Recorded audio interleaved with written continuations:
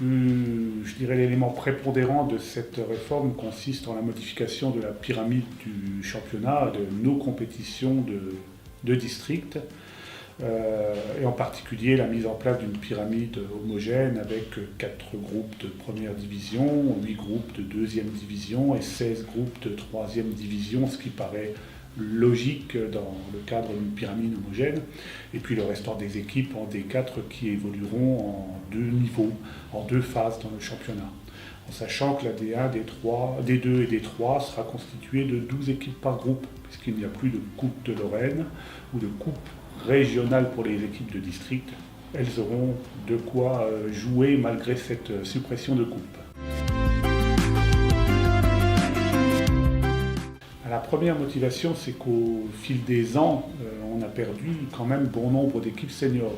On était, il y a 10 ans, encore à 550 équipes. Aujourd'hui, on est à 490 équipes seniors. Et on a donc une pyramide qui est complètement déformée, avec une base plus petite que la division 3, par exemple, la base de la D4. Et donc l'idée, c'est déjà de reconstituer une pyramide homogène. Donc on vient d'en parler. Et puis le deuxième point, c'est qu'on vient de vivre quand même une fusion de nos 3 ligues. Cette fusion a engendré le fait qu'en compétition de ligue, il n'y aura plus que 3 niveaux.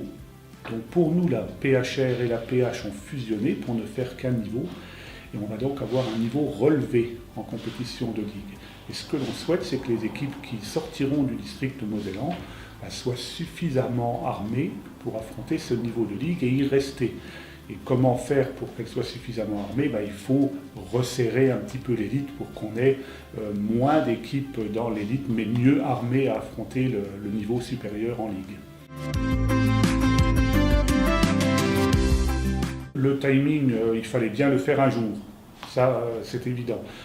On a décidé, dans notre timing, avec bien d'autres réformes qu'on a mis en place, de lancer les travaux de préparation cette saison. Donc, toute l'année, un groupe de travail a œuvré sur ce sujet, et puis ça a donné lieu à l'interrogation des clubs. On a quand même fait 5 réunions de clubs, et on a fait ensuite un sondage très important auprès de tous nos clubs. Et il se trouve qu'en ce début d'année civile, on avait déjà toutes les réponses à nos questions, ne serait-ce que par le sondage ou par la consultation directe des clubs en réunion. Et donc il s'imposait à nous finalement de respecter le souhait des clubs. Et quel était le souhait des clubs? C'est effectivement d'accepter cette nouvelle pyramide, mais aussi de la mettre en place en une saison. Alors certes, en une saison, ça va toucher en première division et en deuxième division pas loin de 50% des équipes qui vont descendre d'un niveau. Mais si on l'avait fait en 2 saisons, de toute façon, c'était pas 2 fois 25%, mais 2 fois 40%. Et ce chiffre est lié aux descendants naturels de nos compétitions habituelles. Donc finalement, les clubs, à la majorité, et 70% des clubs ont répondu au sondage, ce qui est exceptionnel quand on sait que d'habitude, dans un sondage, on a 50% de réponses et les avis sont à 50-50 le plus souvent. Là, 70% répondent et on a une large majorité pour la pyramide et pour la mise en œuvre en un an. Donc très clairement, c'est ce qu'on a proposé à l'Assemblée générale, qui a été voté à une très très large majorité, puisque je crois me souvenir qu'il y a eu 8 cartons rouges pour voter contre sur l'ensemble de la salle.